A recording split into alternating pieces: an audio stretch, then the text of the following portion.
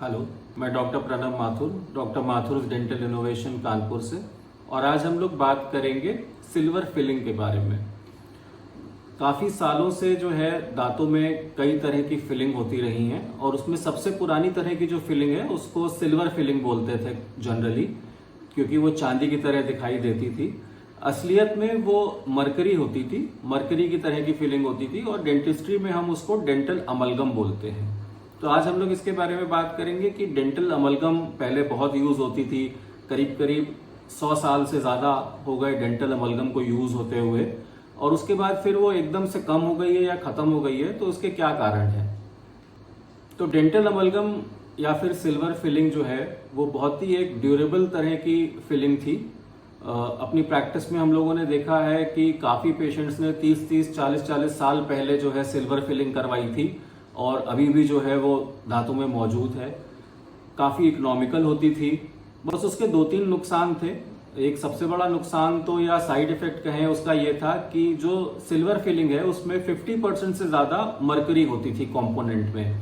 तो मरकरी, जैसा कि हम लोग जानते हैं, मरकरी टॉक्सिक होती है और मरकरी के वेपर्स निकलते हैं। मरकरी अनस्टेबल होती है तो इसलिए उसके वेपर निकलते रहते हैं। तो जब भी पेशेंट कुछ खाते हैं और दांत पे उनके सिल्वर फिलिंग या मरकरी फिलिंग है तो बाइट करने की वजह से थोड़ी बहुत मरकरी जो है वो रिलीज होती थी और या तो वो वेपर फॉर्म में जो है निकलती थी या फिर वो खाने के साथ आपके पेट में चली जाती थी। तो दोनों ही तरह से जो है मरकरी टॉक्सिसिटी आपके हो जाती थी। इसके साथ साथ देखने में जो है वो सिल्वर फिलिंग या मरकरी फिलिंग जो है शुरुआत में तो सिल्वर कलर की होती थी और फिर कुछ समय के बाद जो है वो काली पड़ने लगती थी।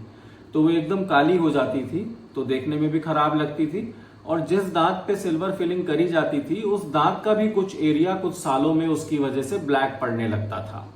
तो एक तो वो अनएस्थेटिक थी और दूसरा टॉक्सिसिटी की वजह से जो है सिल्वर फिलिंग जो है अब एक तरह से डिसकंटिन्यू कर दी गई है। अपने देश में तो फिर भी कई जगह ऐसी हैं जहां पे सिल्वर फिलिंग अभी भी करी जाती है, लेकिन अब्रॉड काफी नेशंस में और कंट्रीज में जो है सिल्वर फिलिंग या अमलगम फिलिंग को कंप्लीटली बैन कर दिया गया है।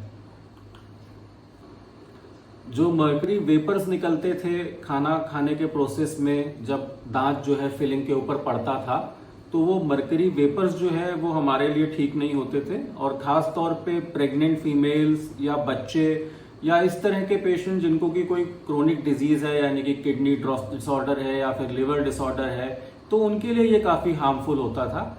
इन्हीं सब कारणों की वजह से यूरोपियन यूनियन ने 2025 में ऑफिशियली जो है अमलगम फिलिंग को कंप्लीटली बैन कर दिया है। यानी कि अब यूरोप के किसी भी देश में जो है सिल्वर फिलिंग या अमलगम फिलिंग नहीं करी जाती है। बट सस्ती होने की वजह से हमारे देश में अभी भी कई जगह ऐसी हैं जहां पे इसका यूज किया जाता है।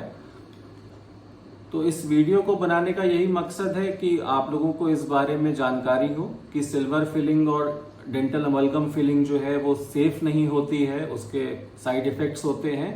इसके साथ साथ जो मरकरी है वो टॉक्सिक होती है और मरकरी का डिस्पोजल जो है वो भी पॉल्यूशन काफी फैलाता है। यानी कि जो हम लोग सिल्वर फिलिंग या मरकरी फिलिंग निकालते हैं किसी पेशेंट के मुंह से और उसको ड्रिल करके हटाते हैं, फिर वो मरकरी इवेंचुअली जा करके या तो सॉइल में या हमारे वाटर में जाके मिल जाती है और वो वहां पे पॉल्यूट करती है। क्योंकि मरकरी जो है वो डिग्रेड नहीं होती है, कई सालों साल तक जो है वो सॉइल में और वाटर में ऐसे ही बनी रहती है, तो फिर उस पानी में या उस सॉइल में भी मरकरी टॉक्सिसिटी हो जाती है। तो पॉल्यूशन के बहुत सारे कारण हैं जिसकी वजह से मरकरी को डिसकंटिन्यू किया गया है, और हेल्थ वाइज भी बहुत सारे कारण हैं जिसकी वजह से अब ये फिलिंग्स नहीं करी जाती हैं। अगर इस टॉपिक के बारे में आपके मन में कोई सवाल है तो आप कमेंट सेक्शन में लिख करके हमसे पूछ सकते हैं।